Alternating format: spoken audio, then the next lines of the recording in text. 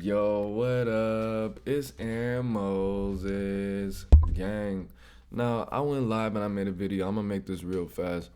Last night, speaking on mental health, and because I was wasted, man, I pretty much skipped over the whole point of me making that video. The whole point of me making that video was to say this: look, you might have symptoms of some things, you might be diagnosed with some things, but a lot of times you really just have to look at the the health of your lifestyle, right? The healthiness.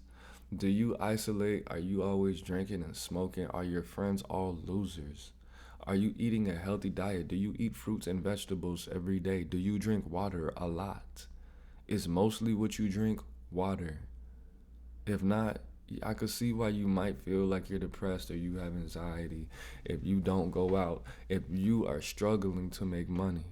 Now, of course, most people, I think like 80% of people struggle to make money. But if you get the rest of those things in order, yes, a lot of those things cost money. But if you actually balance things out, things might actually increase in your life. Don't be so fast to run Google or run a chat GPT to see what's wrong with you and self-diagnose and watch all these self-help videos and think that you're a loser and think that you're an incel and think that you're weird or think that you're creepy. Bro, even if those are the cases, bro, let's say you are weird, you are creepy, and you want to change those things, bro, look at the people you hang out with. Do they all have jobs? Do they play video games for more than an hour a day? Are they doing something with their lives? Do they eat vegetables? Like I was saying in the video, and I don't want to make this too long. If you don't eat fruits and vegetables every day, if you absolutely hate your job, and you uh, need to be making like another $10 more at your job an hour, if you don't go outside, if you drink more than 3 days a week, if you smoke weed every day, if you don't communicate with anybody who has an education above a 11th grade level, yes, of course. I mean, not even the grade, but just the mentality. If you all you do is socialize with kids and customers, I could see why you feel like you're going crazy. I could see why you're depressed, bro.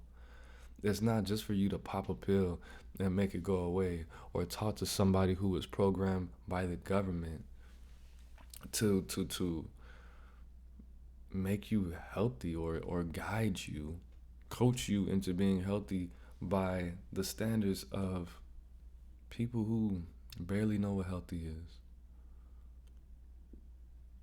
By this country, you're gonna let somebody who is trained by this country design a new brain for you, give you a mentality that you need to have.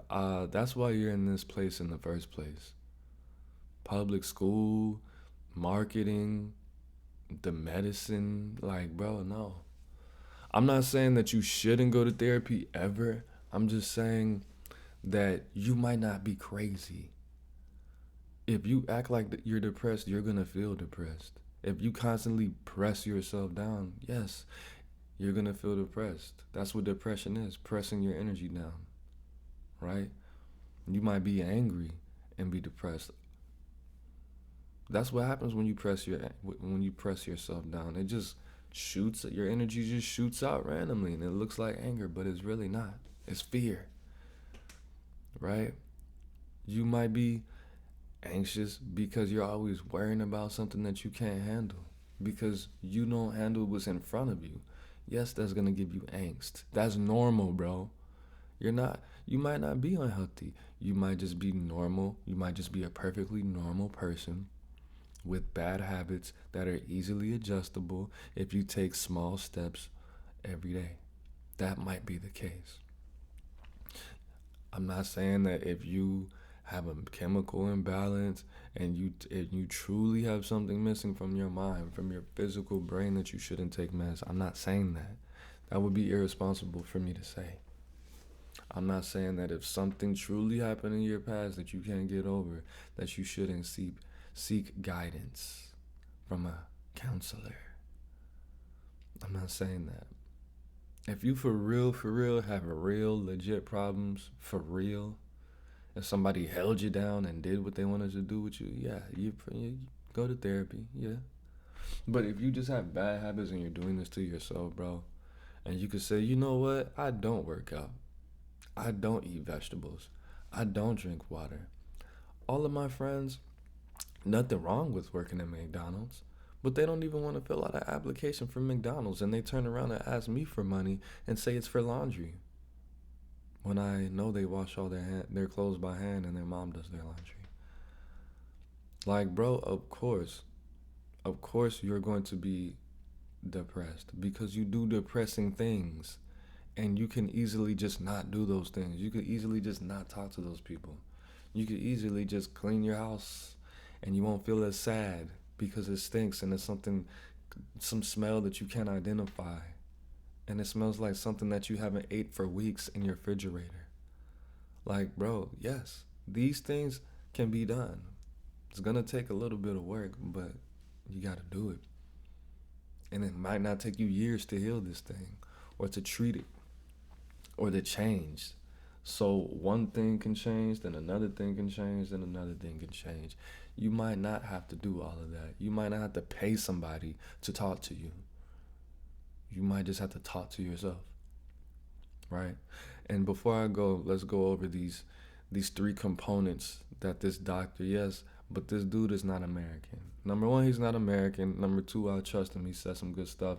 I can't even remember his name.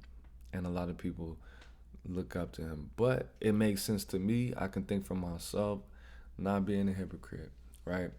So Dr. Sam, I can't even remember his name. I'm sure you could look him up. He talks about narcissism a lot. Dr. Sam, something with a V, I think, or something with an S. He was saying that the three main components that are indicative of somebody that is mentally healthy is number one, the ability to set practical goals and achieve them, right? So if you have a bad job or have a regular job, looking for another job that pays you $2 more, which is not that much, and getting that job, I guess, if you are a normal, healthy human being, you achieving that goal is not that big of a stretch. Finding a new job, setting that goal, and getting a goal accomplished. Number two, impulse control. You don't just say whatever and you don't just do whatever.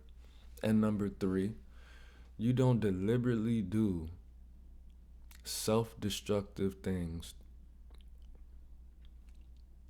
on a daily basis. I mean, this really should be at all.